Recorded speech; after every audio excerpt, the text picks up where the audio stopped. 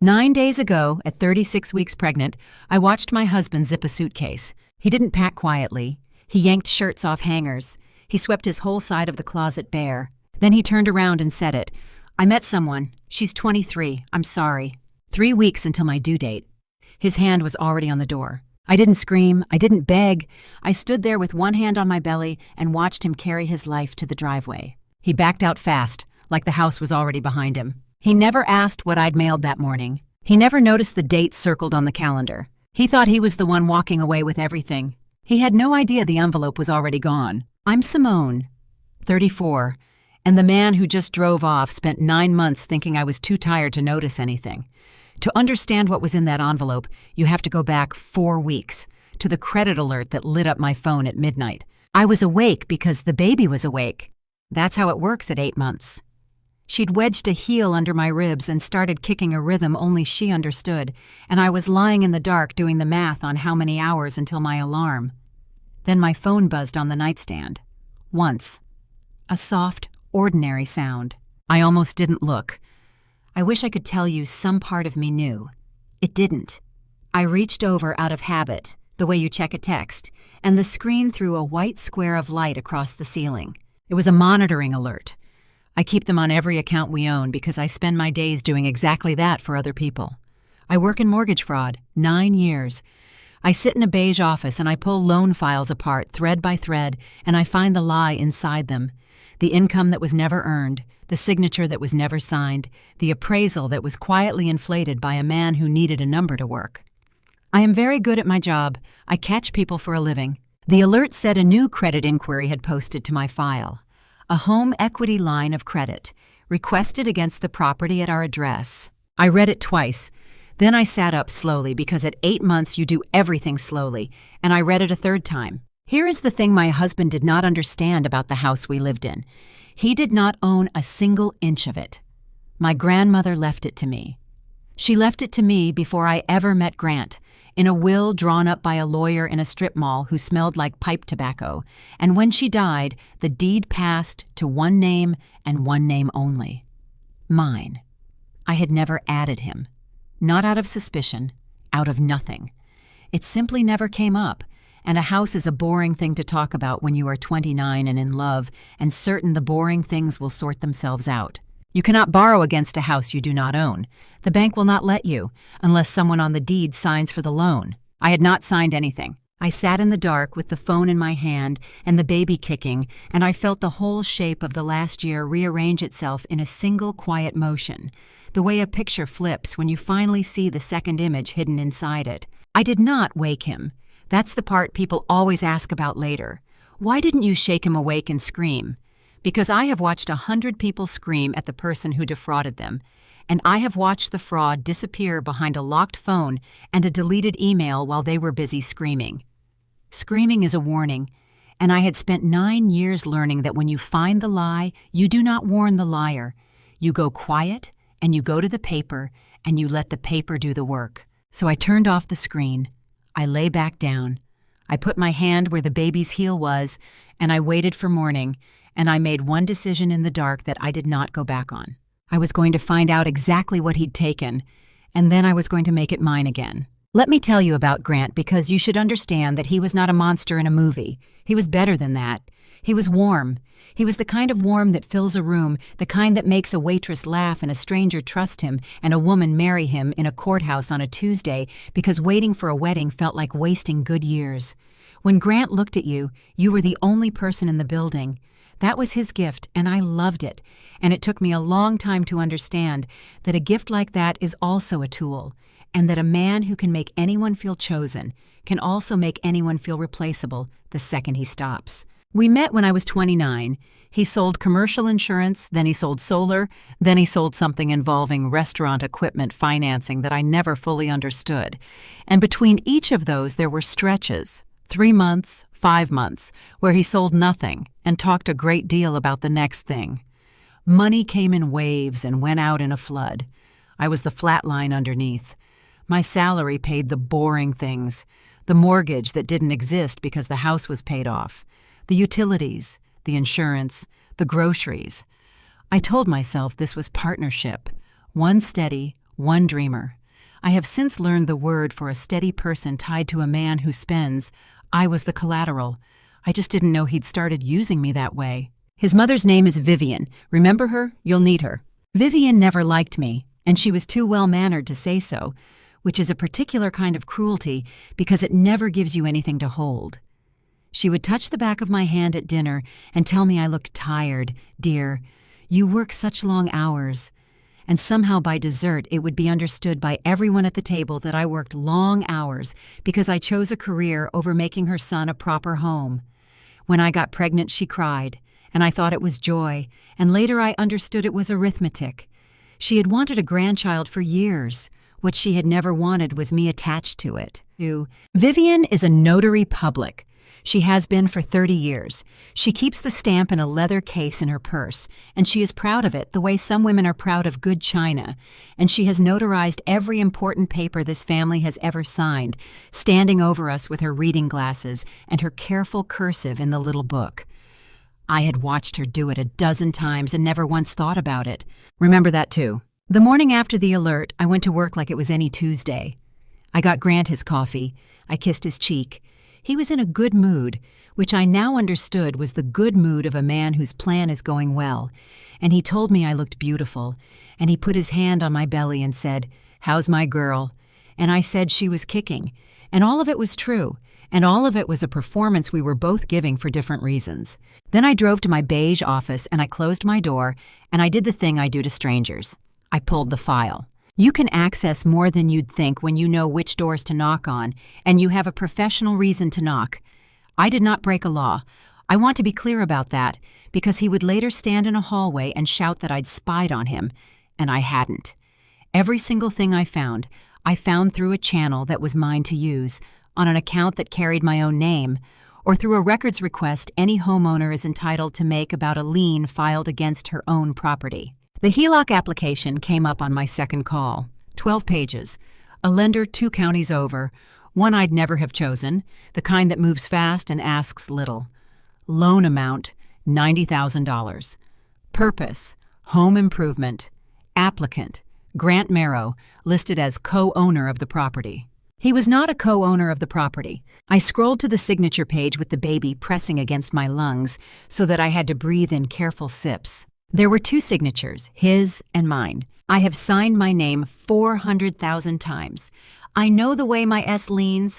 I know that I never close the loop on my E, that my last name trails off because I've written it too many times to bother finishing. The name on that page leaned the wrong way. The E was closed. The last name was finished. Every letter, the way a person finishes a word they are copying carefully from somewhere else. It was a good forgery. It would have fooled a teller.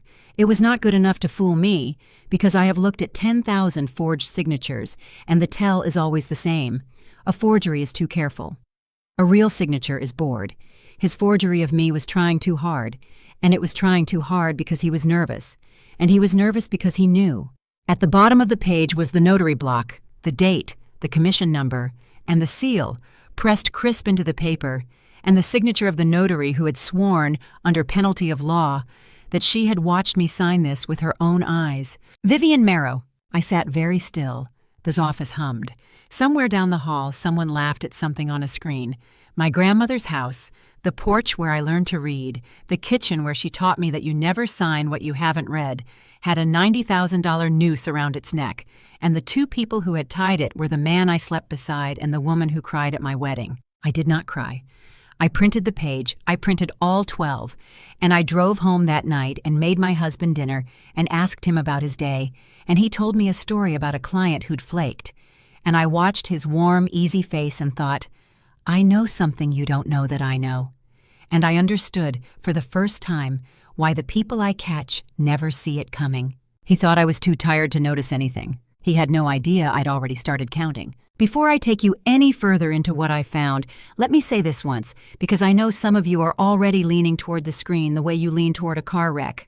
If a story about a woman quietly taking apart the lie built around her is the kind of thing you'd stay for, do me a small favor and tap the like button and tell me in a word where you're listening from. The city, the state, the country. I read them. It helps this find the next person who needs it.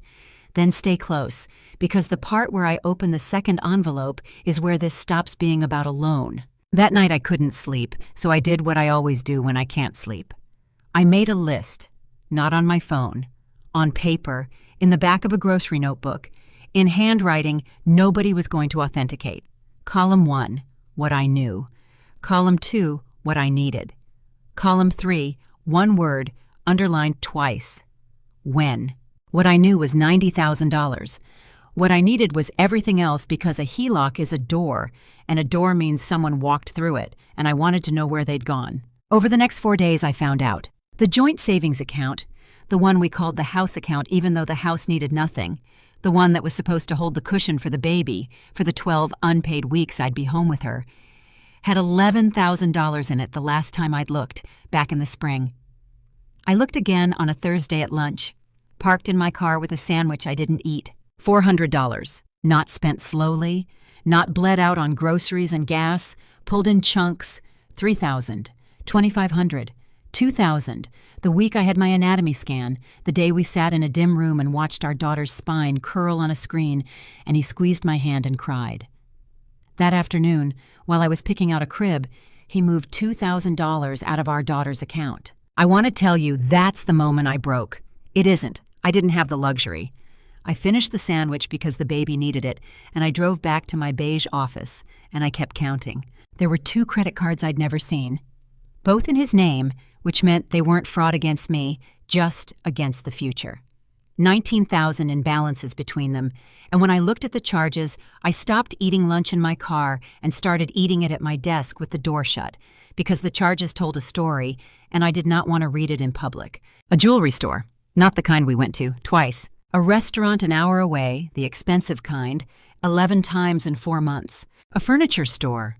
A deposit at an apartment complex on the north side, the pretty part, the part with the pool in the courtyard, and the rent that costs more than most people's mortgage.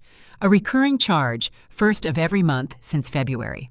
He had been paying rent on a second life since February, since I was 4 months pregnant. I looked up the apartment complex. I am not proud of the next part, but I'm not ashamed of it either, because I did nothing a landlord's public directory won't tell you. I found the unit. I found, through the ordinary work of a person who knows how to look, that the lease was co-signed. 2 names, his, and a name I didn't know, Kira. Kira was 23. Kira had a public profile full of sunsets and captions about manifesting the life you deserve, and in one photo, taken in February, she was standing on a balcony I recognized because I'd paid for the deposit on it without knowing, holding a glass of something gold, and behind her, blurry, reflected in the sliding door, was my husband's arm. I closed the laptop. I sat in the dark office. Down the hall, the cleaning crew's cart squeaked past and a vacuum started, and I put both hands flat on my desk and I breathed until the room stopped tilting. Here is what I want you to understand, because it matters for everything that comes after. In that moment, I was not planning revenge. Revenge is a hot word, and this was a cold thing. What I felt, sitting there, was the specific grief of a woman watching her own erasure. He hadn't just found someone else. He had been quietly moving my life out from under me for months. The money, the cushion, my name copied onto a loan I'd never see the benefit of. The way you strip a house before you abandon it, taking the copper out of the walls so it's worth less to whoever's left standing in it. He was going to leave me. That much I could survive. Women survive that every day. But he was going to leave me stripped. Pregnant, unpaid for 3 months with a forged debt on my grandmother's house and $400 to bring a baby home to. He'd done the math too. He'd just done it in the other direction. So I stopped grieving, because grief was a thing I could not afford yet, and I picked the notebook back up and I looked at column 3. The one word, when. Because timing was the only advantage I had, and I had one enormous piece of it he didn't know about. He thought he was in control of the calendar. He thought he'd leave on his schedule when the money was staged and the apartment was furnished and the exit was clean. He had no idea that the one thing you cannot rush or delay or negotiate is a lien on a property, and that the moment I chose to file a single piece of paper, his careful timeline would stop being his. I just had to decide when to file it, and I had to do it before he ran. The only person I told was my sister. Nora is 4 years older than me and an emergency room nurse, which means she has a specific relationship with panic. She runs toward it. I called her from the office parking garage, standing between two concrete pillars where the sound wouldn't carry, and I told her everything in the flat voice I use for reading loan files aloud. The 90,000, the forged signature, the notary block with her name on it, the $400, the apartment since February. Kira.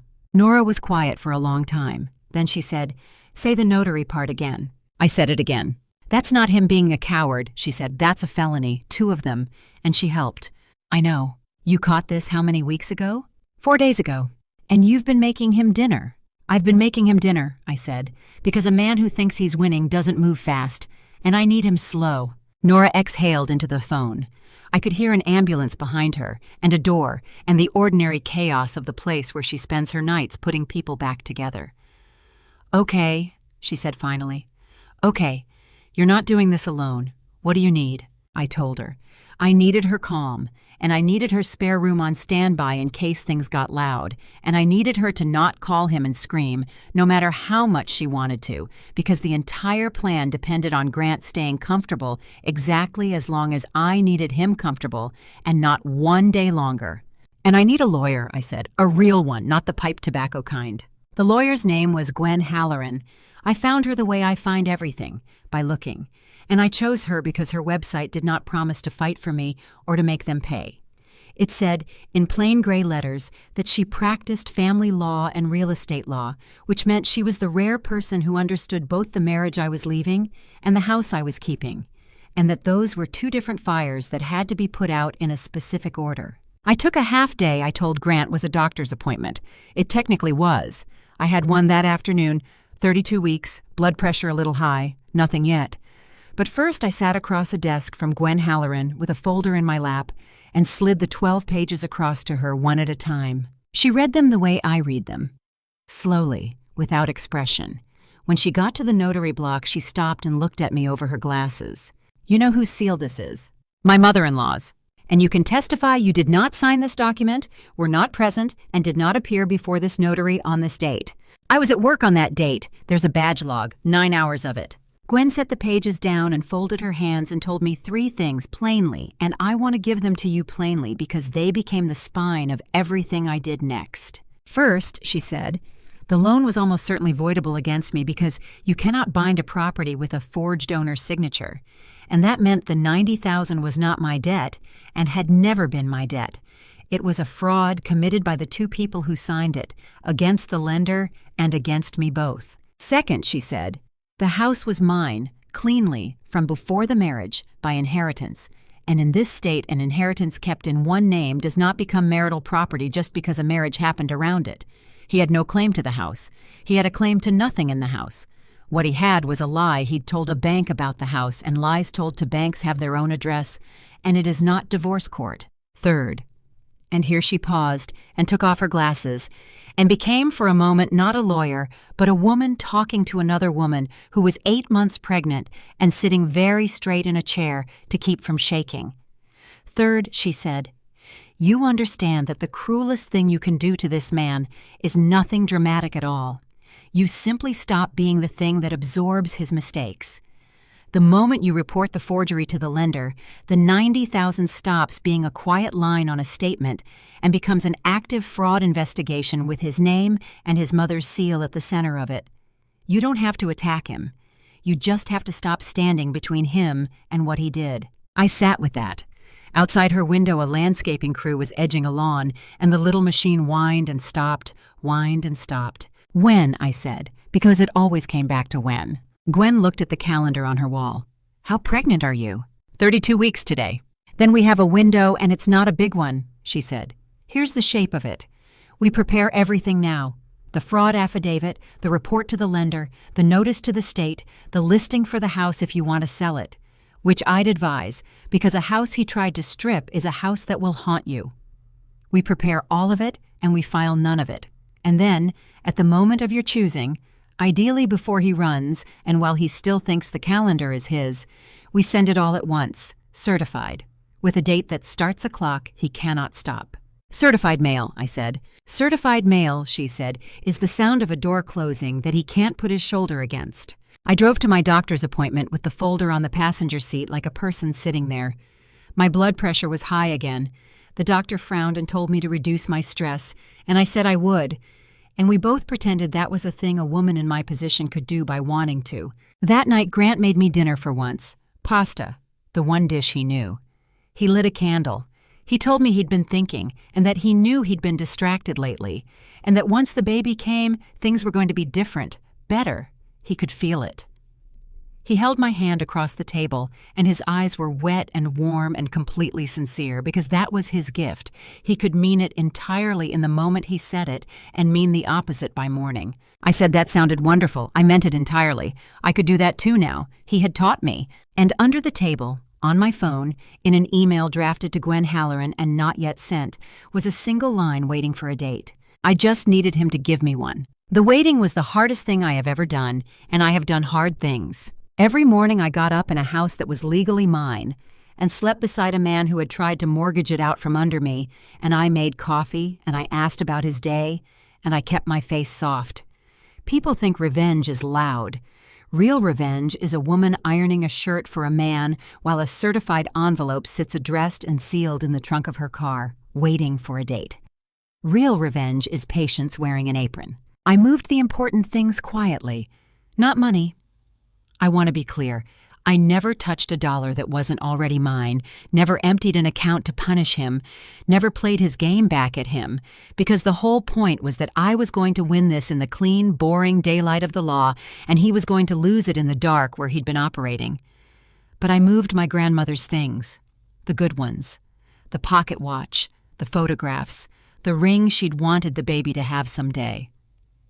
I took them to Nora's a few at a time, in a diaper bag, because a pregnant woman carrying a diaper bag is invisible, and I was learning to use my own invisibility the way he'd used his warmth. Then Vivian came to the house. She came on a Sunday, unannounced, with a casserole, which is how women of a certain kind arrive when they've decided to inspect you. Grant was out. A client, he said, and I knew now that a client meant a balcony an hour north. And it was just the two of us in my grandmother's kitchen, and Vivian set the casserole on the counter and looked around the room the way an appraiser looks at a house. "You've been quiet lately, dear," she said. "Grant worries." "I'm 33 weeks pregnant, Vivian. I'm tired." "Of course." She ran a finger along the edge of the counter, checking for dust that wasn't there. "It's a big house for the two of you. 3 of you soon." A pause, delicate as a dropped stitch. "Grant mentioned you'd talked about pulling some money out of it. For the nursery, for the future." There it was. She was fishing. She wanted to know if I knew. I turned to the sink and ran the water and kept my back to her, because my face is honest, and I couldn't trust it yet. "Did he?" I said. "He's always thinking ahead, that boy. Always taking care of his family." She let the word family land like a coin on a counter. "I just hope you appreciate how much he carries. Men like Grant, they need a wife who makes things easy, not one who questions everything." I shut off the water and turned around and gave her the softest smile I owned. "I don't question Grant," I said. "I trust him completely." And I watched something ease in her face, some worry set down, and I understood that she had come here to find out whether the noose was still hidden, and I had just told her it was. And she believed me because I had spent 9 years learning that the most disarming thing in the world is a woman who agrees with you. She stayed 40 minutes. She told me a long story about Grant as a boy, how clever he'd always been, how he could talk his way out of anything, and she told it with pride, and I sat there eating a casserole I didn't want, thinking, yes, I know. I've seen his signature. When she left, she hugged me at the door, and she smelled like the perfume she'd worn to my wedding, and she said, "We're so lucky to have you, dear." And I hugged her back, this woman who had pressed her seal into a lie about me, who had sworn she watched me sign a paper I never saw, and I said, "I'm the lucky one." And I meant, someday you will understand exactly what you notarized. I just didn't say that part. I stood at the window and watched her back out of my driveway, careful and slow. A good, careful driver, a woman who did everything by the book except the one book that mattered. That night I added her name to the affidavit. He nearly caught me once. I need you to know how close it got, because it's easy to hear all this and picture a woman in control, and for one evening I wasn't. I'd brought a folder home, a copy of the badge log, the one that proved I was at my desk the day I supposedly stood in front of Vivian to sign. I'd meant to lock it in the car. I got distracted by the baby pressing on a nerve that dropped me into a kitchen chair, and I left the folder on the counter, closed but not hidden, and Grant came in from the garage while I was catching my breath. He picked it up, just to move it, the way you move any clutter. "What's this?" My whole body went cold and still. Inside that folder was the entire shape of what I knew. If he opened it, he'd see the badge log, and a smart man would ask why his pregnant wife had printed 9 hours of her own office access on a specific Tuesday. And even Grant, distracted and confident and sure he was winning, might have pulled that thread far enough to feel the noose I'd been quietly tying. "Work," I said. My voice came out even. I don't know how. "A fraud file. Boring. Please don't mix up my pages. I'll never get them back in order." And that was the whole trick, right there, the thing 9 years had taught me. A locked drawer invites a man to wonder what's in it. A boring one bores him. Grant's eyes were already sliding off the folder before I finished the sentence, because I'd told him it was tedious, and mine and work, 3 words that had made his attention slide off me for 4 years. He set it down unopened. He kissed the top of my head. He asked what was for dinner. I made dinner with my hands not quite steady, and after he fell asleep, I sat in the dark and understood how thin the wire was that I was walking. One open folder, one curious question at the wrong moment. The entire plan lived or died on him continuing to believe I was too tired, too pregnant, too dull to be doing anything but growing his baby and warming his house. My safety was his contempt for me. The lower he held me, the freer I was to work. It's a strange thing to be protected by the exact thing that's breaking your heart. The next morning, I locked everything in a bank box downtown, and I never brought a single page home again. There was one person at work I let in, because you cannot carry a thing this heavy entirely alone and stay standing, and because I wanted a second set of professional eyes to make sure I never crossed a line I couldn't walk back from. His name was Reyes, and he'd trained me 9 years earlier, a quiet man 2 years from retirement who'd forgotten more about fraud than most of the office would ever learn. I laid it out for him at a diner off the highway where nobody from work ever went, flat, in order, the way you present a case. He listened without a word until I finished. Then he turned the 12 pages toward himself and looked at the signature and looked at it. And finally he said the thing I'd needed to hear from someone who wasn't in it. "You didn't do anything wrong yet, and if you keep going the way you've started, you won't. Everything you pulled, you had a right to pull. Everything you report through the front door with your name on it." He tapped the forged signature. "This is clean, Simone. It's the cleanest case I've seen in a decade, and the reason it's clean is you didn't get cute. You didn't hack his phone. You didn't record him. You didn't move a dollar. You just read the paper and kept the receipts the law already gave you." He slid the pages back. "Do it exactly the way you'd do it for a stranger. Don't let the fact that you loved him make you sloppy or make you cruel. Cruel is what gets the clean ones thrown out. I've thought about that more times than I can count. Don't let the fact that you loved him make you cruel." I didn't. Every step I took, I could have taken against a stranger and been proud of it. That's the difference between what I did and revenge. Revenge wants him to hurt. What I did only wanted him to stop. Stop borrowing against me. Stop spending my name. Stop mistaking my silence for permission. The hurt that came after wasn't something I did to him. It was just the shape of the hole he'd dug, finally seen in daylight, with nobody left standing in it to catch him. Reyes paid for the coffee. At the door he stopped and said, "How pregnant are you?" 34 weeks. He nodded slowly, the way old investigators nod when they've done the math on a timeline. "Then send it before you deliver," he said. "You don't want to be flat on your back in a hospital when the paper's still sitting in your car. Send it while you can still stand at the counter yourself." He was right about that, too. I just didn't know yet how right or how close I'd cut it. Here's a short one, because you should see the ordinary size of it. 2 days later, I was folding onesies at the kitchen table. Tiny white things, impossibly small, the kind that make the future feel real in your hands. When Grant came in whistling and dropped his keys in the bowl and said, We should get away, before the baby, just us, a weekend. And he kissed the top of my head, and I looked down at a onesie the size of my 2 hands, and thought about the apartment on the north side, the pool, the girl on the balcony, and I understood he wasn't planning a weekend with me. He was practicing goodbye. He wanted one clean, nice memory to hang the leaving on, so that later he could tell himself and his mother, and maybe even Kira, that he'd tried, that they'd had a lovely weekend right at the end, that whatever happened after wasn't his fault. I said a weekend sounded perfect. I folded the onesie. I did not go on the weekend because 2 days after that, he stopped pretending. It started with his phone. He'd always been careful with it, but careful men get comfortable, and comfortable is how they get caught. He left it face up on the counter while he showered, and it lit with a message, and I did not pick it up. I want to be honest, I didn't touch it. But I have good eyes and a bad marriage, and the message sat there in plain view for the length of time it takes to read 9 words. Almost there? Tell her after the weekend, I'm packed. I'm packed. She was packed. In an apartment I'd unknowingly paid the deposit on, a 23-year-old was packed and waiting for my husband to tell me after a weekend he wanted us to take, so the ending would look kind. The shower ran. The baby turned over inside me, slow, like she'd felt the floor shift too. I did not confront him.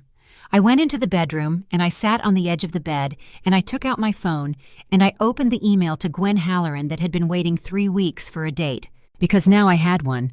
He'd just given it to me. He was going to tell me after the weekend, which meant the weekend was the window, the last stretch where he still thought the calendar was his, where he'd be relaxed, staged, packed, sure. If I was going to close the door while his shoulder was down, it had to be before he opened it himself. I typed one line under the draft, file everything Monday morning, certified, all of it, same day. And I circled a date on the kitchen calendar in red, the way you circle a due date, because in a way it was one. Monday was the day I was going to give birth to the truth, 3 days before he planned to hand me a lie, and he was going to walk out of this house on Wednesday, believing he'd timed it perfectly, never knowing the clock had already started ticking on Monday, 48 hours before, in an envelope he'd watched me carry right past him to the car. I didn't go on the weekend. I told him my blood pressure was too high to travel, which was true, and I watched something like relief cross his face, because now he could go alone and call it my choice. He packed a small bag. He said it was a sales retreat. He kissed me at the door on Friday night and told me to rest, and he was gone for 2 days, and I spent those 2 days not resting at all. I spent them getting ready. Gwen had everything drafted. The affidavit of forgery, 4 pages, notarized, by a real notary, a stranger at a bank branch who watched me sign with her own eyes, which is what the little ritual is actually for.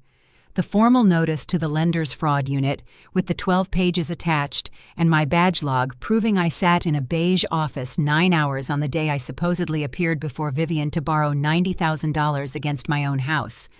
The complaint to the state agency that licenses notaries, naming Vivian Merrow, commission number and all.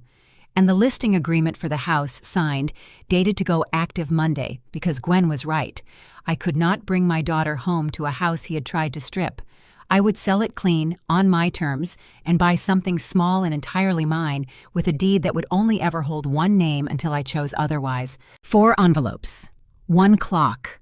All of it to be sent the same morning, certified, so that every piece landed with a green card and a date and a signature, so that no one could ever say they weren't told. He came home Sunday night, tanned and cheerful, and smelling faintly of a perfume that wasn't mine, and he told me the retreat was productive, and I said I was glad, and we went to bed, and he slept the deep, clean sleep of a man 3 days from freedom.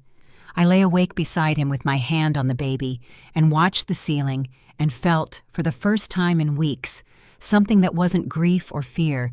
It was almost peace.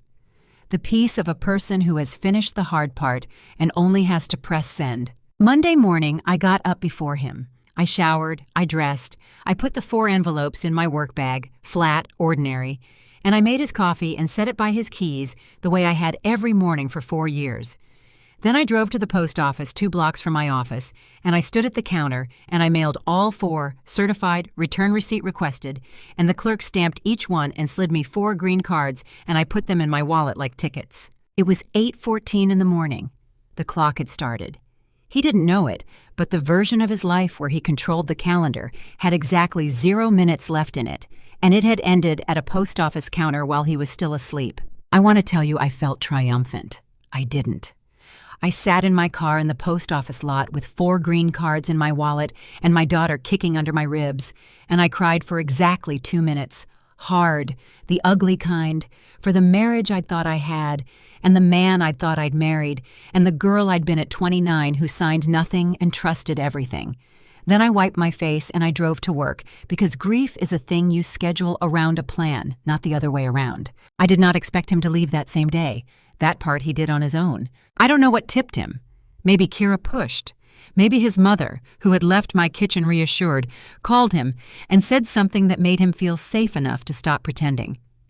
Maybe he simply woke up in my grandmother's house next to a wife 36 weeks pregnant and decided that another 3 days of performance was more than his warmth could spend.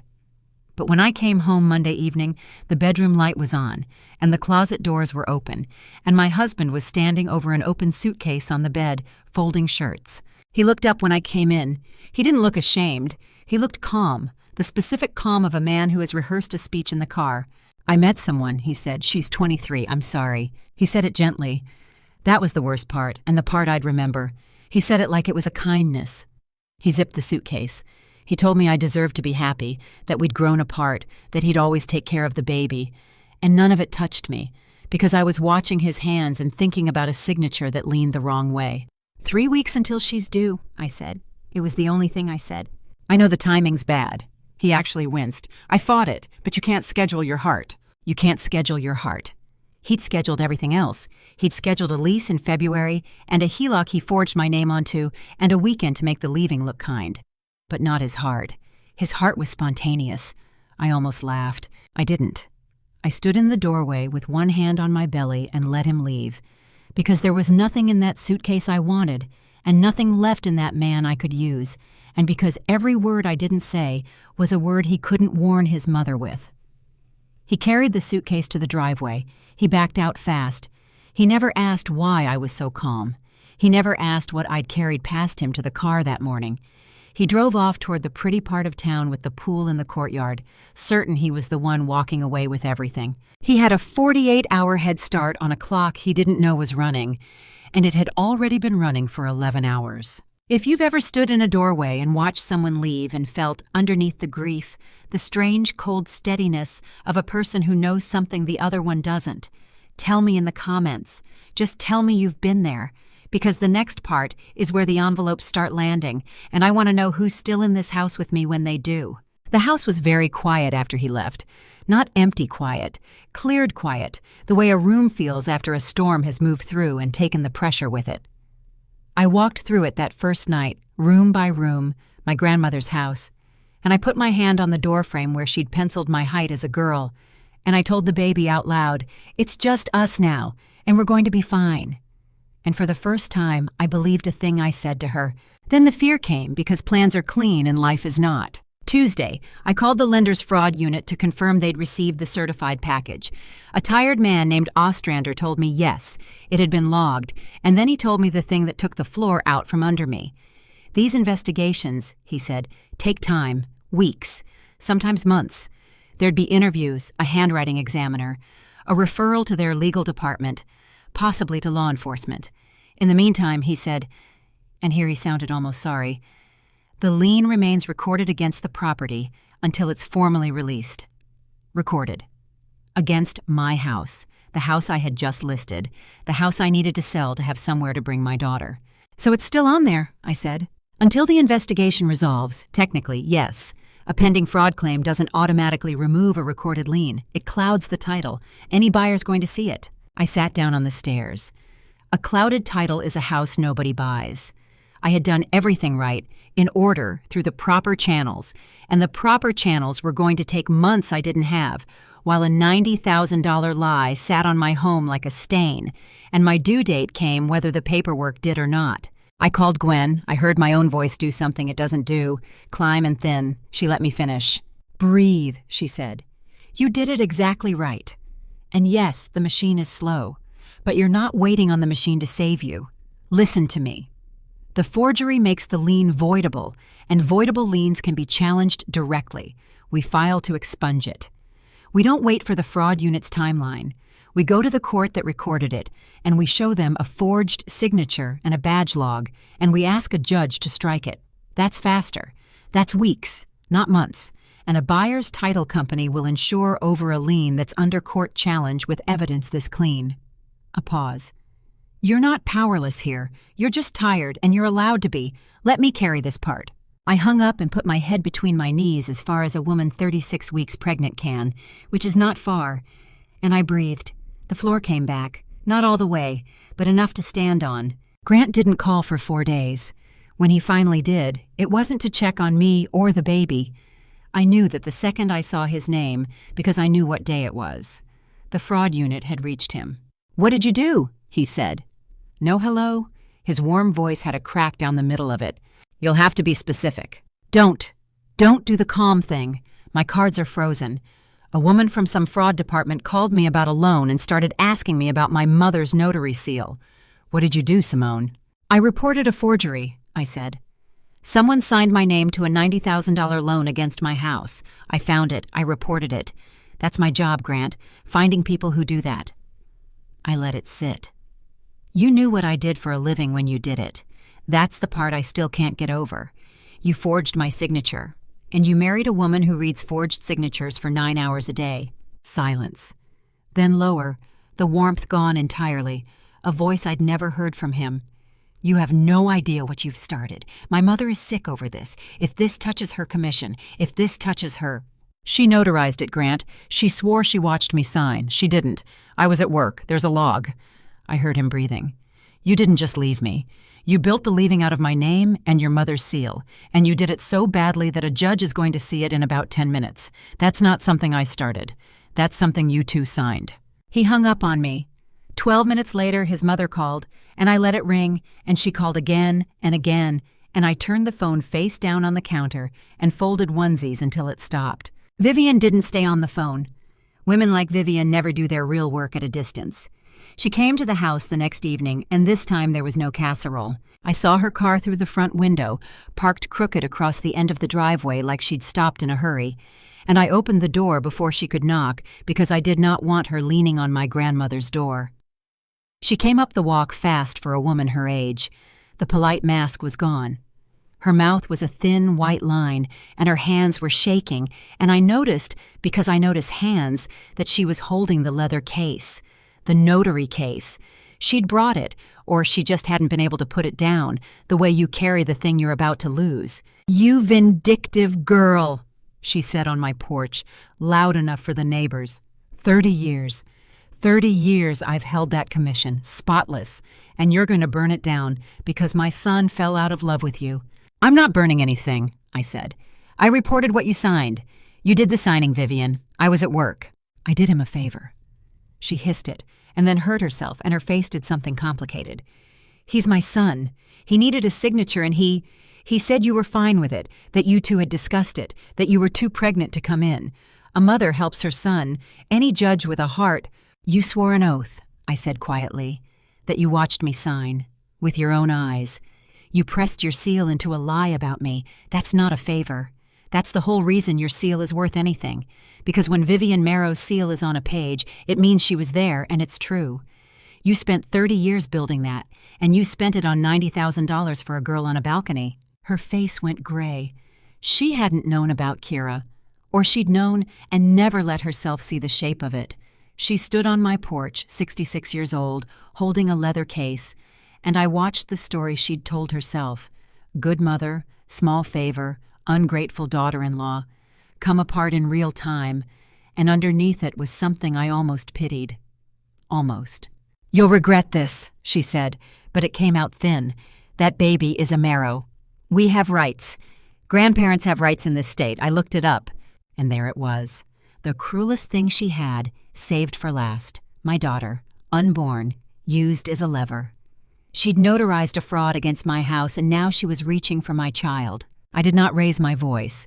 I have learned that the quietest sentence in the room is the one people remember. "You want to talk to a judge about your rights," I said, "in the same courtroom where I'll be showing him your seal on a forged loan. Go ahead. Bring it up. Let's have one hearing." I put my hand on my belly, not for effect, but because the baby had kicked, hard like she'd heard. "You should go home, Vivian, and you should call a lawyer, not for your son, for yourself." She left. She backed her car out crooked and too fast, the careful driver driving badly for once, and I stood on my grandmother's porch until her taillights were gone, and then my legs stopped holding me, and I sat down on the top step in the dark and shook. Because that was the moment it stopped being paper. That was the moment they came for the baby. And I was 36 weeks pregnant and alone in a big, quiet house, and the plan was working exactly the way I'd built it, and I had never been more afraid in my life. I texted Nora one word, "Come." She came. She stayed. And it was a good thing she did, because 3 nights later, at 2 a.m., it happened. I woke at 2 a.m. with a headache that wasn't a headache. It was a band around my skull, tightening, and the bedroom lamp had a shimmer around it that wouldn't blink away. And when I sat up, the room tipped sideways. I'd read enough of my own charts to know what a shimmer at the edge of your vision means at 36 weeks with high blood pressure. It means the thing they warned you about is here. "Nora." I don't think I said it loud, but she's a nurse. She was in the doorway in seconds, and she took one look at my face and didn't ask questions. She just said, "We're going, now." And she had my bag, the bag I'd packed weeks ago, the hospital bag, sitting by the door like it had known. And she had me in the car before I'd finished being afraid. The band tightened. On the freeway, streetlights swam. Nora drove with one hand and held my wrist with the other, 2 fingers on my pulse, calm as still water, saying my name every few seconds so I'd stay with her. And I remember thinking, through the shimmer, that this was the difference between my sister and my husband. When it got hard, one of them ran toward me, and one of them packed a bag. Preeclampsia, severe, blood pressure at a number that made the triage nurse's face change. They put me in a gown and a bed and a magnesium drip that made me feel like I was made of wet sand, and a doctor with kind, tired eyes sat on the edge of my bed at 3 a.m. and told me the only cure for what I had was to not be pregnant anymore. The baby had to come, now, 3 weeks early. Everything I had built was timed, and none of it was timed for this. The house closing was scheduled for the following week. The court date to strike the lien was Thursday. The fraud unit was mid-investigation, and here I was, a month early, flat on my back, made of wet sand, about to have a baby alone in a hospital, while $90,000 of my husband's lie still sat recorded against the roof I'd bring her home to. I want to tell you I stayed strong. I didn't. Somewhere around 4 a.m., between the magnesium and the fear, I broke. The way the skill of holding it together finally runs out of thread. I cried, and I told Nora I couldn't do it. Not the baby, not the house, not any of it, not alone. That I'd built this whole clean, careful plan, and it was going to come due at the exact moment I had nothing left to spend on it. That he got to drive off to a girl on a balcony, and I got to nearly die under fluorescent lights. And where was the justice in the timing of that? Nora held my hand. She didn't tell me it was fine. She's not a liar. She said, "You're not alone. I'm here.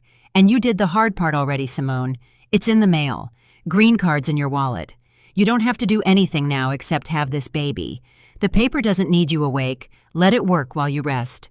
Let it work while you rest." I held onto that like a rail, because she was right. That was the whole point of doing it clean, through the boring daylight channels, on paper with dates and seals and certified green cards. It didn't need me strong. It didn't need me at all anymore.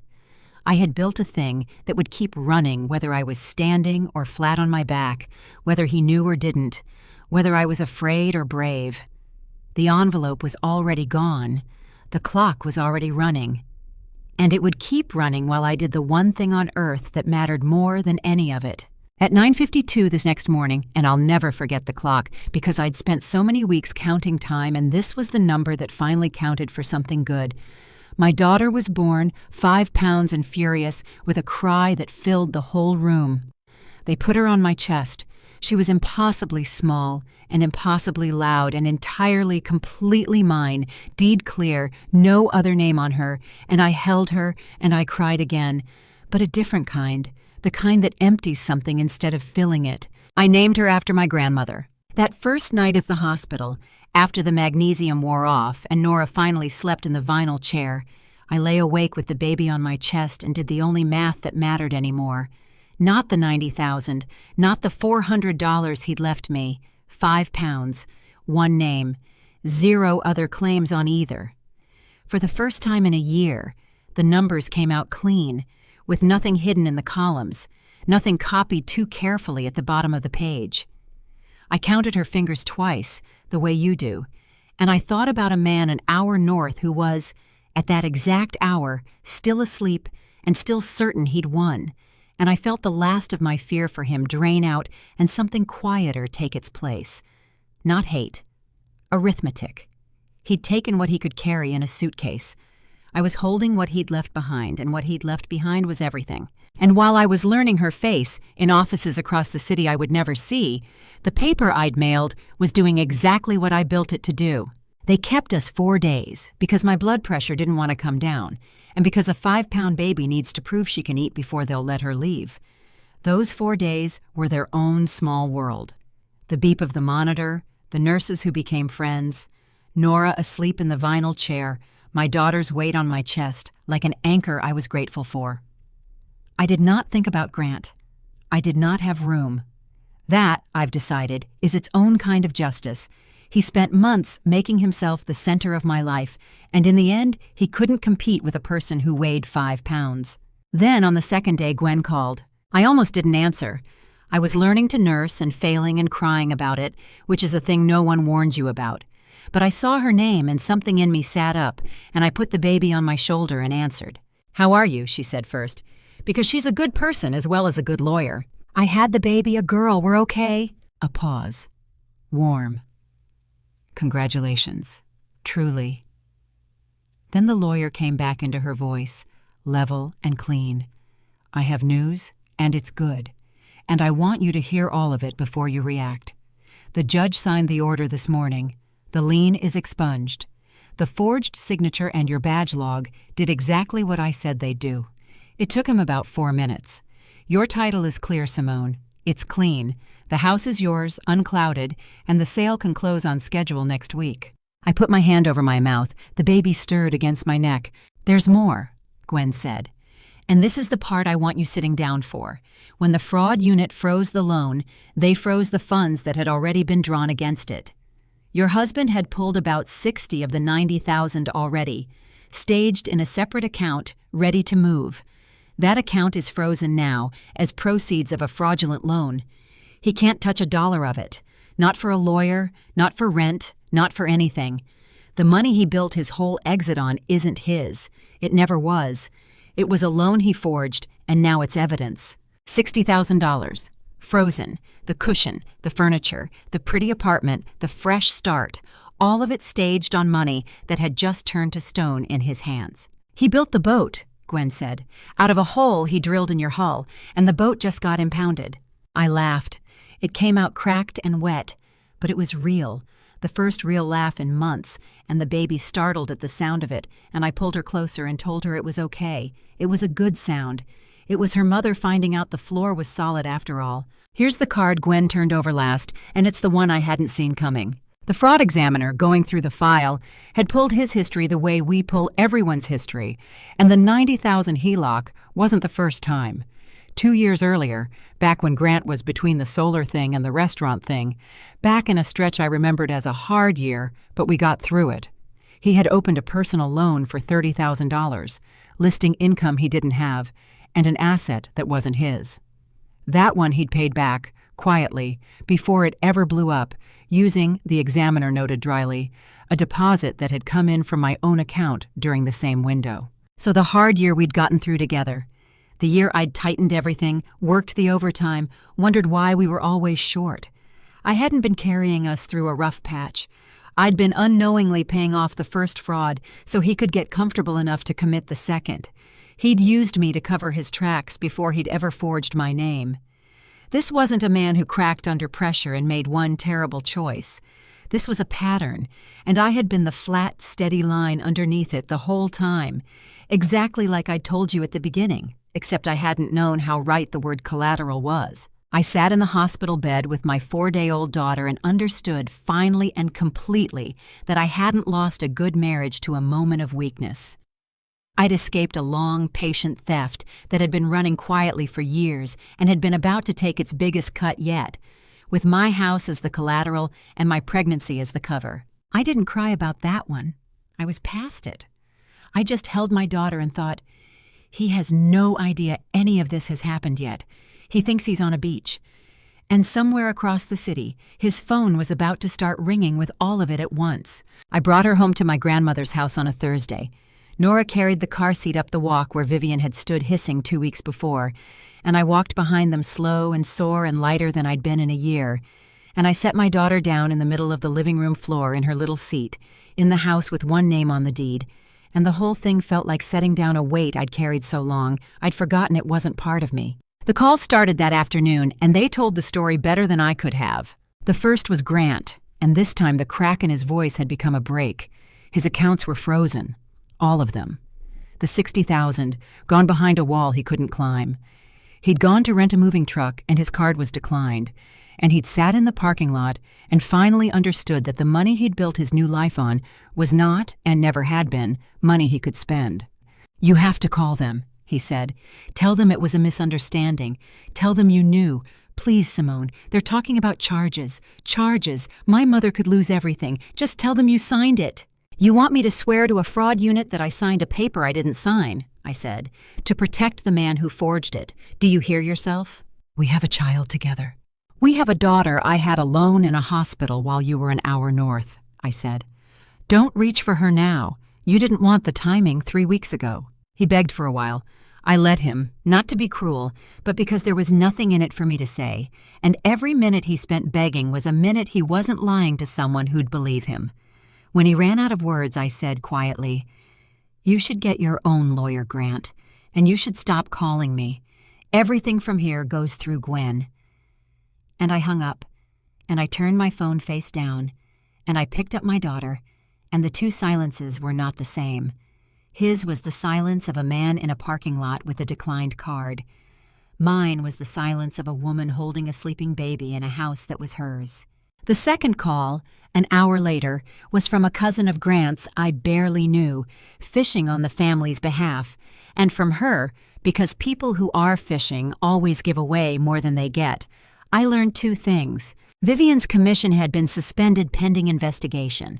30 years of a spotless seal, the thing she was proudest of in the world, frozen by the state the same week her son's accounts froze. The notary board doesn't wait for the criminal case. A sworn false certification is enough on its own. She was, the cousin said, not doing well. She'd stopped answering her phone. The leather case, I imagined, sat somewhere she couldn't look at it. And Kira was gone. Of course she was. The cousin didn't know the details, only that girl left. But I didn't need details. I'd read enough files to know the ending of that particular story before anyone told me. A 23-year-old who'd been promised a funded new life with a charming man does not stay through the part where the funding turns out to be frozen. Fraud proceeds, and the man is facing charges and living out of a suitcase in an apartment he can't make next month's rent on. She'd manifested the life she deserved, and it had a pool in the courtyard, and the moment the deposit turned to stone, she went looking for it somewhere else. He'd left me, 36 weeks pregnant, for a fresh start, and the fresh start had lasted exactly as long as the money did. I felt no triumph about Kira. She was young and foolish and someone's daughter, and she'd believed a warm man the same way I had at 29, and the only difference between us was 9 years and a paper trail. I hoped she'd learn cheaper than I did. I doubted it. Here's the thing I keep coming back to. I never had to do a single dramatic thing. I never screamed, never keyed a car, never posted a word online, never emptied an account or hid $1 or told a single lie. I got up every morning and made coffee and folded onesies and mailed 4 envelopes on a Monday, and everything after that, every frozen account and suspended seal and girl walking out of a pretty apartment, happened by itself. Because it was always going to happen the moment someone stopped standing between Grant Marrow and the things he'd done. For 4 years I'd been that someone. I'd absorbed the hard years, covered the first fraud without knowing it, kept the flat, steady line under his waves. All I did, in the end, was step aside. And the man fell into the exact hole he'd been digging, at the exact depth he'd dug it. He came to the house one more time, 10 days after I brought her home. I should have known he would, because men like Grant always believe there's one more conversation that can fix it, one more room where their warmth will still work. It was evening.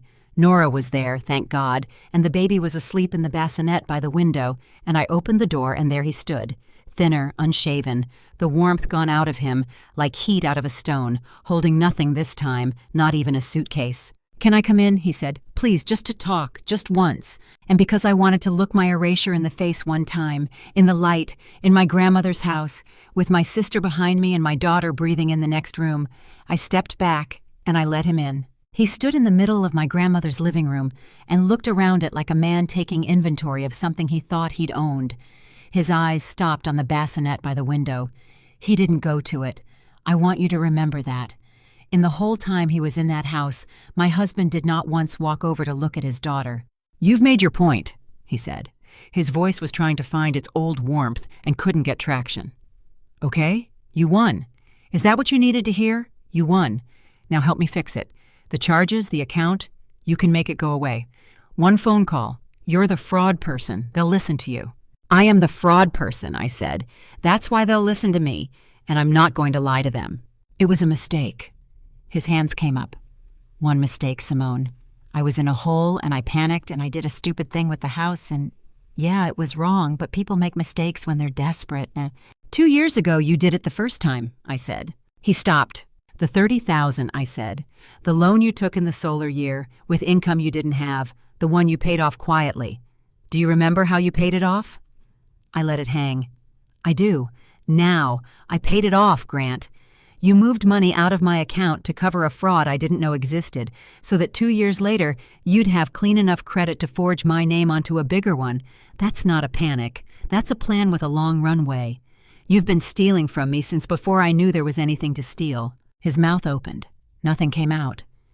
And then the warmth left his face completely, all at once, the way a light goes off, and what was underneath it was the thing I'd married without ever seeing, cold and quick and furious that the mark had done the math. "You vindictive!" He caught himself, glanced at the bassinet, lowered his voice to something worse than a shout. "You could have just let it be. I'd have taken care of you, both of you. I'd have sent money. You didn't have to burn my mother's life down. 30 years, and you took her commission over a signature. Over a signature." There it was. The word I'd been waiting weeks to hear him say out loud. I didn't raise my voice. "I've told you. The quietest sentence in the room is the one they remember. You married a woman who reads forged signatures for a living," I said. "And then you forged one, in her name, on her house. And you had your mother swear she watched me do it. You didn't lose your family over a signature, Grant. You built the whole thing out of my name because you thought my name was yours to spend. That's what this was always about. Not the money, my name. You put it on a loan, you put it on a lie, you copied it out careful because you'd stopped thinking of it as mine at all." I stepped closer, and I was not shaking now. Not anymore. "You erased me a piece at a time, and you were so sure I wouldn't notice that you did it to the one person on earth whose whole job is noticing. And now every piece has my name back on it. The deed, the account, the house, her." I nodded toward the bassinet without looking away from him. One name, mine. For a moment he just breathed.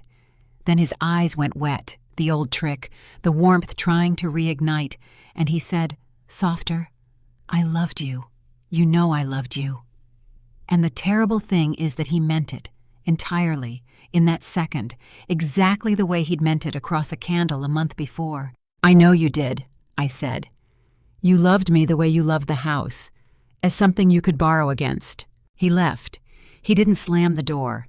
He walked out slow, a man who'd finally understood there was no room in this house where his warmth would work, and I stood in my grandmother's living room and listened to his car back out of the driveway one last time, carefully, this time, slow, a beaten man, driving like an old one. Nora came and stood beside me. Neither of us spoke until the sound of him was gone. Then the baby stirred in the bassinet and made her small, furious noise, and I went and picked her up, and her whole weight settled into the crook of my arm, 5 pounds of the only thing in this story that had ever really been mine from the start. And I put my finger against her fist, and she gripped it, hard, the way newborns do, and I whispered the thing I'd whispered in the hospital. "Just us," I said, "and we're going to be fine." This time I didn't just believe it, I could prove it. The house sold the following week. I closed on it with the baby asleep in a wrap against my chest, in a title company's beige conference room that smelled like every beige conference room, and I signed my name 11 times. My real name, the bored one, the S leaning the way it leans, the last name trailing off because I'd written it too many times to finish. Each time I signed, I thought about the careful, closed, copied version of my signature sitting in a fraud file across town, and each real one felt like taking a letter of my name back. The check they slid across the table was more money than I'd ever held, clean money. My grandmother's house turned into a beginning instead of a noose. I bought something small on the other side of the city. 2 bedrooms, a fenced yard the size of a bedsheet, a kitchen with bad light and good bones. 1 name on the deed. It will only ever hold 1 name until I decide, in the boring daylight, with a lawyer I choose and a signature that's bored, to add another. I don't know if I ever will. I've learned I don't have to. For a few weeks it was just us and the ordinary enormous work of a newborn. I want to give you that stretch honestly, because it wasn't a montage of triumph. It was 3 a.m. feedings, and a body still healing, and long gray afternoons where I cried for no reason the internet assured me was hormonal, and every reason that wasn't. Some nights I missed him. Not the man he turned out to be, but the man I'd thought he was. The warm one, the ghost of him. Grief doesn't care about paperwork. You can win completely and still stand in a dark kitchen at 3 a.m. and miss the lie, because the lie kept you warm for 4 years and the truth is cold to hold. Nora stayed most nights that first month. She'd take the baby so I could sleep in 90-minute pieces, and in the morning she'd have coffee made, and she never once said "I told you so," and I will spend the rest of my life trying to be to someone what my sister was to me in that gray stretch. One morning she found me crying over a bottle I couldn't get the temperature right on, a stupid small thing, the kind of thing that isn't really about the bottle, and she didn't say a word. She took the bottle, tested it on her wrist, handed it back fixed, and put her hand flat between my shoulder blades and left it there until I could breathe again. Then she said the only thing that helped in that whole gray month. "You already did the impossible part," she said. "This part just feels harder because you're finally allowed to be tired." And she was right. The war was won. What was left was just the long, ordinary work of a life. And being tired inside a life that's actually yours is a different tired than being tired inside a lie. I'd take the first one every day for the rest of mine. Then the letters started coming to the new address, forwarded, official, and the story finished itself the way I'd built it to. Grant was charged, 2 counts, forgery and loan fraud. The frozen $60,000 went from frozen to gone, forfeited as proceeds. He owed the lender the difference and had no clean money to pay it with and no wife to move it out of anymore. He got a public defender because the man who'd staged $60,000 for a new life couldn't afford a lawyer for the old one. I heard, through the cousin who couldn't stop fishing, that he was living in a room he rented from a coworker and that Kira had blocked him on everything. I felt the ghost of grief and let it pass through. He'd built a boat out of a hole in my hull, and the boat was gone, and so was the girl he'd built it for. And the only thing he had left of the whole enterprise was my name in a case file, spelled too carefully. Vivian's commission was revoked, not just suspended. 30 years, ended by 1 seal pressed into 1 lie. She was not charged criminally in the end. The county declined it, given her age and her cooperation, and the fact that her son had used her.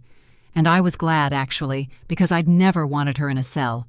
I'd only wanted her to know exactly what she'd notarized. She got that. The revocation letter would have told her, in state letterhead, in language with no warmth in it at all. I thought that was the end of them. It wasn't.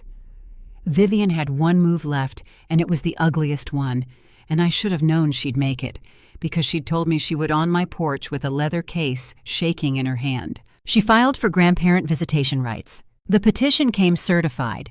I appreciated the symmetry. And it asked a court to grant Vivian Marrow regular unsupervised time with my daughter, on the grounds that she was the child's paternal grandmother, and that I was, the petition said, alienating the baby from her father's family out of vindictiveness. Vindictive. The word she'd hurled on my porch, now typed on a legal form, aimed at the one thing I'd fought the whole war to protect. Nora read it over my shoulder and said a word I won't repeat in front of the baby. I called Gwen. I was calm on the phone, calmer than I'd been about any of it, and Gwen noticed, and she said, "You're not scared." "No," I said. And I heard myself, and I was almost surprised it was true. "She wants to bring the whole thing into a courtroom, in front of a judge, on the record."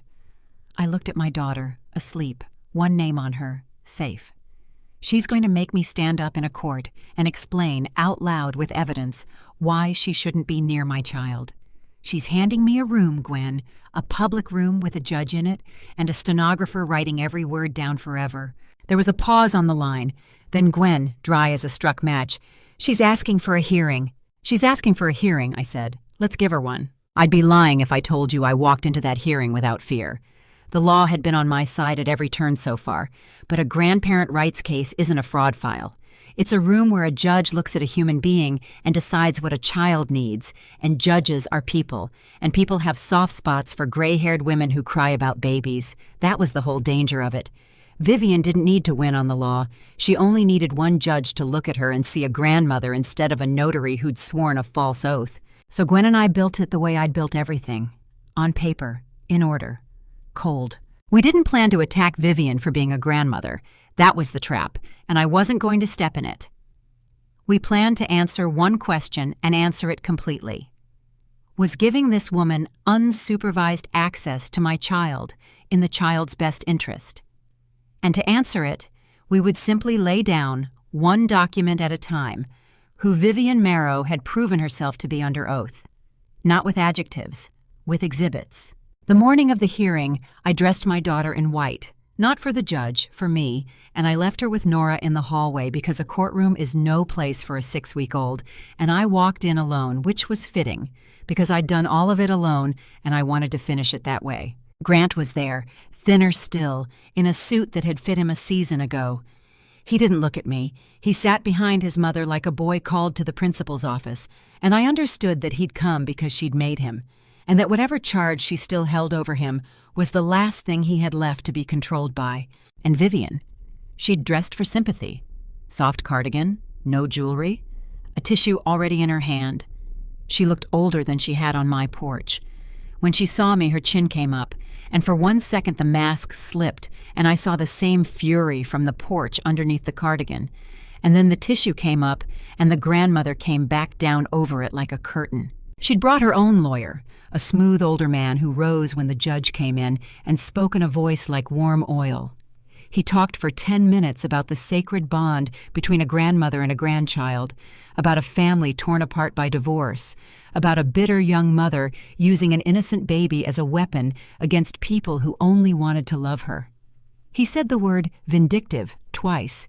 He gestured at Vivian, dabbing her eyes on cue, 30 years of respectability wrapped around her like the cardigan. He was good. If I hadn't known what I knew, I might have believed him. The judge listened, expressionless, and then turned to Gwen. "Response?" Gwen stood. She had a single folder. She did not raise her voice, not once, the whole time. I want you to picture it. The smooth lawyer had filled the room with warmth and sorrow, and my lawyer stood up with a thin folder and started laying pages on the clerk's desk like a woman dealing cards, slow, face up, one at a time. "Your Honor," she said, "the petitioner asks for unsupervised access to a child on the grounds that she is a trustworthy family member and the respondent is not. I'd like to address trustworthiness directly with the petitioner's own certifications." And she laid down the first card. The first card was the HELOC signature page. "This is a home equity loan," Gwen said, "for $90,000 taken against my client's house, a house the petitioner's son did not own. It bears my client's signature. My client did not sign it. She was at work. Her employer's badge log, Exhibit B, places her in her office for 9 hours on the day this document swears she appeared in person to sign it. She laid down Exhibit B beside it. The signature was forged, and it was certified, sworn to, under oath, as genuine and witnessed, by a notary public.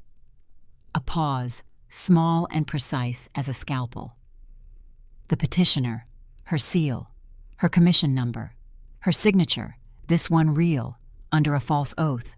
The smooth lawyer was on his feet. "Your Honor, the notary matter is a separate proceeding. It has no bearing on—" "It has every bearing," Gwen said. Not to him, to the judge, on whether this woman can be trusted, unsupervised, with a child. The question before this court is her judgment and her honesty. So let's look at her honesty, under oath. She laid down the third card. The State Notary Board's findings. The petitioner's commission was not suspended, Your Honor. It was revoked for certifying a signature she did not witness, this one. She touched the HELOC page. 30 years of certifications, and the state has determined she can no longer be trusted to swear that what she saw is true. The judge picked up the badge log. Read it. Picked up the board's findings. Read those. The room was very quiet. Grant was staring at the table, and Vivian, I was watching her because I noticed hands, and her hands had stopped holding the tissue and had started gripping the edge of the bench, knuckles going white. The exact white of the counter she'd run her finger along in my kitchen looking for dust. "I did it for my son," Vivian said, out loud, to the room. Her lawyer turned. "Mrs. Marrow, I did it for my son!" Louder. The cardigan grandmother was gone. The porch was back, the fury up through the surface. She was on her feet before her lawyer could stop her, pointing a shaking finger across the aisle at me. "She has everything. The house, the baby, all of it, and my son has nothing. He's living in a rented room, and she did that. She reported him, her own husband, over a piece of paper. What kind of a woman does that?" "The kind who reads forged signatures for a living," I said. I hadn't planned to speak. It came out level and quiet, and it cut through the room because it was the only quiet thing in it. The judge's eyes moved to me. Vivian's mouth was still open. "You asked what kind of woman," I said.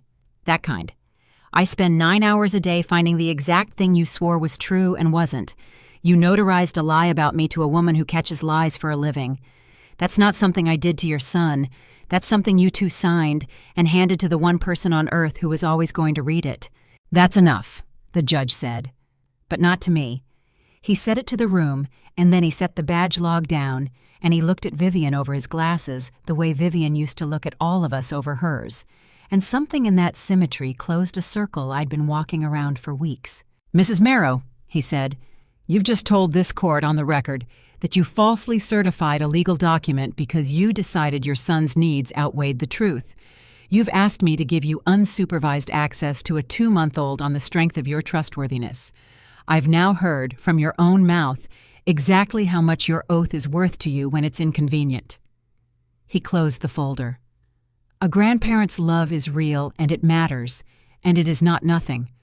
But it does not outrank a mother's right to protect her child from an adult who has demonstrated, under oath, in a matter involving that same mother, that she will swear to whatever serves her family in the moment.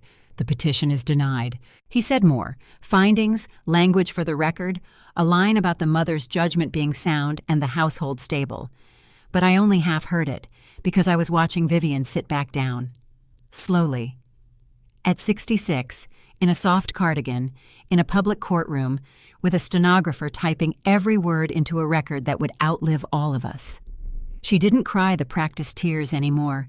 Her face just came apart, quietly, the way a wall comes apart, and beside her, her son sat with his head down and did not reach for her, the same way he had not reached for the bassinet, the same way I realized he had never once in his life reached toward the person who was drowning when he could reach toward the person who was dry. I felt no triumph. I keep telling you that, and I keep meaning it. What I felt, standing up as the judge left the bench, was the specific stillness of a thing finally set down. She had reached for my daughter, in a courtroom, on the record, and the record had answered her, and it had answered her in her own words. I hadn't had to do anything but bring the paper and stand still while she talked. Grant caught up to me in the hallway. Vivian had gone the other way, alone. her lawyer trailing her with his warm, oily voice gone silent. Nora was down the corridor with the baby, and I could see her from where Grant stopped me, one hand half raised, not quite touching my arm. "Simone!" His voice had nothing left in it. No warmth, no fury. Just a man in a courthouse hallway who'd watched his mother come apart and hadn't stood up either time. "I didn't want it to go like this. Any of it. You have to believe that I do believe you," I said, and I did. That was the tragedy of him, all the way to the end. He never wanted any of it to go like this, and he did every single thing that made it go like this, and he could hold both of those in his warm hands at once and never feel them touch. You never wanted the ending, Grant. You just wanted everything that led to it. That's the whole story of you. I looked past him, down the hall, to where my sister stood holding my daughter in a white dress in a band of window light. "I have to go," I said. "She's going to want to eat." And I walked past him, toward the two of them, and I did not look back, and he did not follow, and that, not the courtroom, not the frozen accounts, not the revoked seal, that was the moment I felt myself become entirely my own again. You'd think that would be the end of it, and in the ways that mattered most, it was. But paper keeps moving long after the people are done, and the last few pages of this told me things I hadn't known I still needed to hear. Grant took a plea. His public defender got the 2 counts down to 1, and the judge, a different one, in a different room I wasn't in, gave him probation instead of a cell, on the condition of full restitution. Restitution he had no way to pay. The lender's loss came to just over $86,000 once the forfeited funds and the fees were tallied, and a man living in a rented room selling nothing does not have $86,000. So the court did the boring, permanent thing courts do. It garnished his wages. Whatever Grant Merrow earns, for years, a slice of it goes to the bank he forged my name to steal from. He'll be paying for the exit he built out of my house until our daughter is nearly grown. Every paycheck, a little less of it his, because of a plan he thought was so clever. He'd wanted a fresh start funded by $90,000. He got a fresh start that costs him money every month and will for a decade. The universe has a sense of symmetry that no revenge could match, and all I'd had to do was let it work. Kira, I heard, moved back to wherever she'd come from. I hope she's well. I mean that with no barb in it. She was a chapter in his book, not mine. Vivian wrote to me once. It came to the new address. Grant must have given it to her, one last small betrayal of the woman who'd burned her oath for him. Or maybe just carelessness, which with him amounted to the same thing.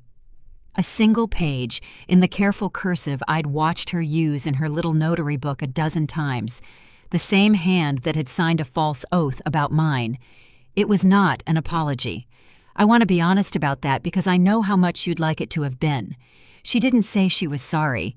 She said she hoped the baby was healthy. She said she'd been a notary for 30 years and never once, not once, put her seal to a lie, until her son sat across from her and cried and told her his marriage was ending, and he needed one small thing, and she'd looked at his face and done it without letting herself think, and she'd been paying for the 1 minute she didn't think ever since. She said she still didn't fully understand how it had all come apart so completely, and at the bottom, under her name, she'd written, "I notice you kept your own name through all of it. I always wondered why you never took ours. Now I suppose I know." I read it twice, standing in my kitchen with the bad light, the baby in the wrap. Then I put it in a drawer, not to keep it close, just because throwing it away felt like more attention than it deserved. I didn't write back. There was nothing to say that the record hadn't already said better. But I'll tell you the truth, the last line stayed with me. "I always wondered why you never took ours." She'd meant it as a small cruelty, a last little dig about the outsider who never fully joined. But she'd accidentally said the truest thing anyone said in the whole story. I'd kept my own name. Through 4 years of marriage and a forged loan and a courtroom and a birth, one name had stayed entirely, uncomplicatedly mine. And in the end, it was the thread I'd pulled to unravel everything they'd built, because you cannot forge a name that its owner never let go of. I think about the leather case sometimes, Vivian's notary case, the one she'd carried onto my porch shaking, the one she was so proud of. I imagine it in a closet somewhere now, the seal inside it dead, a commission number the state has struck, a thing that used to mean she was there and it was true and now means nothing at all. She spent 30 years making her word worth something, and one afternoon spending all of it on her son. There's a lesson in that I didn't have to say to her. The revocation letter said it in language colder than anything I own. I went back to work when she was 12 weeks old, because the unpaid leave I'd once had a cushion for was gone with the account he'd drained, and because I wanted to. I sat back down at the beige desk and pulled the first file of the day, and it was, of all things, a forged signature case, a woman 2 towns over whose brother had signed her name to a loan against a property they'd inherited together. I read it, and my hands went still on the pages because I knew that woman, not her face, her whole life. The way she wouldn't have believed it at first, the way she'd have made him dinner while she decided what to do, the way she'd have gone quiet and gone to the paper. I flagged it clean and thorough and cold, the way I flag all of them, and then I did one thing I don't usually do. I picked up the phone and I called her, and when she answered in a voice trying too hard to sound fine, I said, "I found what he did, and it's not your debt, and you're going to be okay, and I need you to not warn him yet. Can you do that for me?" And there was a silence on the line, the specific silence of a woman realizing she's not standing in it alone, and she said, "Okay," in a small voice, and I thought, this is what it was for, not the courtroom. This, that somewhere down the line there's a phone, and a woman on the other end of it who thinks she's alone, and I get to be the one who knows she isn't. My daughter grew. She stopped being furious and became funny, which I'm told is the trade newborns make around 4 months, and she learned to grab my finger on purpose instead of by reflex. And one gray afternoon she laughed for the first time, at nothing, at a dish towel I flapped, and the sound of it went into me like light into a dark room. The little house with the bad kitchen light became a home the way homes actually happen, not in a montage, in 1,000 ordinary evenings. One name on the deed, her name on the wall, in pencil, where I marked her height the way my grandmother marked mine. And somewhere in there, I finally understood the thing I'd been circling since the night the phone lit up the ceiling. I told you at the start that what I felt, watching it all come to light, wasn't rage. It was the grief of a woman watching her own erasure. That was the wound, not the affair. Women survive affairs, not even the money. The erasure. The slow, quiet scrubbing of my name off my own life, one account and one signature at a time, by the person who was supposed to be the one who wrote it larger. He'd looked at my name, on the deed, on the accounts, on the marriage, and stopped seeing it as mine and started seeing it as available. Blank space he could fill, collateral he could spend. And the deepest fear he'd hit, the one I couldn't have named at 29, was the fear that I was erasable, that I could build a life and a home and carry a child and still, in the end, be scrubbed quietly off the top of it while I made coffee and didn't notice. Here's how the wound healed, and it's the only revenge I'm actually proud of. I put my name back on everything, out loud, in daylight. The deed, one name, mine. The accounts, closed, reopened, one name, mine. The house sold, and a new one bought with a signature that leans the way it leans and trails off because I've written it too many times to finish. My daughter, one name, mine.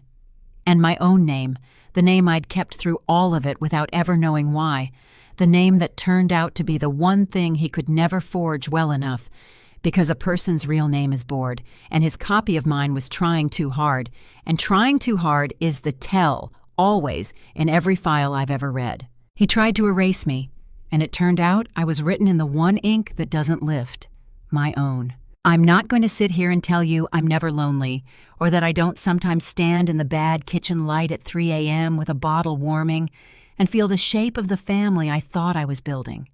I do. Healing isn't the absence of the ghost. It's just no longer mistaking the ghost for the man. The man forged my name. The ghost is the warmth he wore over it, and warmth is real even when the man underneath it isn't, and it's allowed to be missed. I miss the warmth. I do not miss him. Those turned out to be two different things, and learning to tell them apart is most of what the last year taught me. There was one more thing, and I almost didn't include it, because it complicates the clean ending some of you want. But this is a true story, and true stories don't tie off clean, so here it is. When our daughter was 10 months old, Grant filed for visitation. Not the ugly kind his mother had. The ordinary kind. A father asking a court for time with his child. And I want to tell you, my first reaction was no, absolutely not, over my body. That's the honest first reaction, and I let myself have it for about a day. Then I sat down at the kitchen table with the bad light after she was asleep, and I made a list, because that's what I do. Column 1, what I knew. Column 2, what she needed. And what she needed, column 2, in my own handwriting, the bored, honest hand he could never copy, was this. Someday she is going to ask about her father, and I get to decide right now whether the answer is a locked door I built out of my anger or an open one I built out of her, right to know where half of her comes from. So I said yes, supervised, on my terms, through Gwen, in daylight, on paper, the only way I do anything now. And on a Saturday morning, I drove my daughter to a family visitation center, a beige room with donated toys, and I handed her to a supervisor. And through a window, I watched my ex-husband hold his child for the first time in his life. He was gentle with her, I'll give him that. He held her like she might break, and she grabbed his finger. She grabs everyone's finger, it's her thing. And he laughed, and his face did the warm thing, the room-filling thing. And for 1 second, I saw exactly what I'd fallen for at 29. And then she got bored of him the way babies do and reached back toward the window, toward me, and he handed her to the supervisor without a fight, and it was over, and it was fine. Driving home with her babbling in the car seat, I understood that I could do this now. I could let him have his supervised hour, not because I'd forgiven him. Forgiveness isn't the point and may never come. But because he no longer had the power to take anything from me by being in the room. He'd spent years quietly erasing me, and the whole terror of that was the quiet, the not noticing, the way it happened while I wasn't looking. Well, I'm looking now. I will never not be looking again. And a man you're watching, in daylight, on the record, with a supervisor at the door and a lawyer on call, and your own name on every piece of paper that matters. That man can hold your daughter for an hour and hand her back and drive away, and you can go home and make dinner and not lose a single thing. That's the freedom nobody tells you about. It isn't him losing, it's you no longer being losable. My daughter turned 1 last month. I put a single candle in a cake I made badly, in the kitchen with the bad light that I've grown to love, and Nora came, and a couple of women from work, and my daughter smashed her fist into the frosting and shrieked with joy. And there was no man in the room, and the room was full. I looked around at it, my sister, my friends, my daughter, my house, my name on all of it. And I thought about the night 11 months earlier, when I'd stood in a doorway and watched a suitcase go into a driveway, and felt, underneath the grief, the cold, steady knowledge that I held something he didn't know about. I'd thought, that night, that the thing I held was the envelope, the paper, the clock. It wasn't. The envelope was just the tool. The thing I held, the thing I'd been holding all along without knowing its worth, was my own name. He'd married it, borrowed against it, forged it, and handed his copy to a woman who reads the real thing for a living. He thought he was the one walking away with everything. He walked away with a suitcase and a garnished paycheck and an hour on Saturdays. I kept my name. I kept the house. I kept her. And I kept the part of myself that noticed. The part he'd spent 4 years betting was asleep. It was never asleep, it was just quiet. And quiet, it turns out, is not the same as gone. There was one place I still had to go, after the birthday, before I could close the book on it in my own head. I took my daughter to see my grandmother. The cemetery's an hour outside the city, a small one, the kind with a gravel lane and no gate, and my grandmother is under a plain stone. She picked out herself years before she needed it, because she was a woman who read everything before she signed it, including her own ending. I hadn't been since before I was pregnant. I'd stayed away, if I'm honest, because for a while I couldn't stand at that stone and tell her that the house she'd left me, the one thing she had to give, the porch where she taught me to read, and the kitchen where she taught me you never sign what you haven't read, had a forged noose around its neck, and her granddaughter hadn't seen it coming. But it was different now. So I went. I sat my daughter down in the grass in front of the stone in a patch of October sun, and she pulled up fistfuls of it and laughed, and I crouched beside her, and I told my grandmother everything, out loud, the way you talk to the dead when no one's around to think you're strange. I told her a man had tried to take the house. I told her he'd copied my name to do it, and that his mother had sworn to it, and that I'd caught it the way she'd taught me to catch things, by reading the paper slow and cold and all the way to the bottom. I told her I'd sold the house, and I said I was sorry for that in case she minded, and then I said no. Actually, I wasn't sorry, because she'd never loved the walls. She'd loved that it was mine and free and clear, and it was free and clear again, turned into a smaller house with better bones and a fenced yard the size of a bedsheet, one name on the deed. Hers, in a way. Mine, in a way. The same name, really, carried forward. And I told her about the ring. She'd left it in the will along with the house, a thin gold band with a chip of a stone, nothing a jeweler would look at twice, that she'd wanted the baby to have someday. It was one of the good things I'd carried out of that house in a diaper bag, a few at a time, while a man slept who thought I was too tired to notice anything. I took it out of my pocket at the grave and showed it to my daughter, who tried to eat it, and I laughed and put it back. Someday. When she's grown and someone's asking her to sign something, I'll put it in her hand and tell her the whole story, all of it. And I'll tell her the one thing that matters, the thing that runs in the ink of this family like a stubborn streak. Keep your own name. You can share a life, share a bed, share a home, share a child. But keep your own name, and keep the part of you that reads to the bottom of the page, because those are the two things nobody can forge, and they turn out to be the same thing. The sun moved. My daughter got fussy. I stood up and brushed the grass off both of us, and I put my hand on the cold top of the stone the way I'd put it on the doorframe of the house, and I said, "It's done. We kept it. We're okay." And for the first time since a phone lit up a ceiling at midnight almost a year before, I believed it all the way down, with nothing underneath it but solid ground. Before I close this, I want to say something to whoever's still here, because I know some of you didn't come for a story. Some of you came because you're standing in it. You've seen a number on a statement that didn't add up, or a mood in a house that changed when you walked in, or a warmth that turns off the second you ask a real question. If that's you, I'm not going to tell you what to do. I'm just going to tell you what I learned, quietly, from the far side of it. When you find the lie, don't warn the liar. Don't scream. A scream is a warning, and it gives them time to delete the email and lock the phone. Go quiet and go to the paper and let the paper do the work in the boring daylight where they can't follow you. And if any part of this reached the part of you that's been holding your breath, do me one last small thing. Subscribe and stay close. Because there's always another woman one video away who thinks she's the only one who ever went this quiet. And every one of you here makes it a little easier for the next one to find out she isn't alone. I'm not going to tell you it all turned out perfect. My daughter will grow up with a father she sees on Saturdays through a window, and a story I'll have to tell her carefully, in pieces, when she's old enough to hold it. That's a real loss, and I won't dress it up.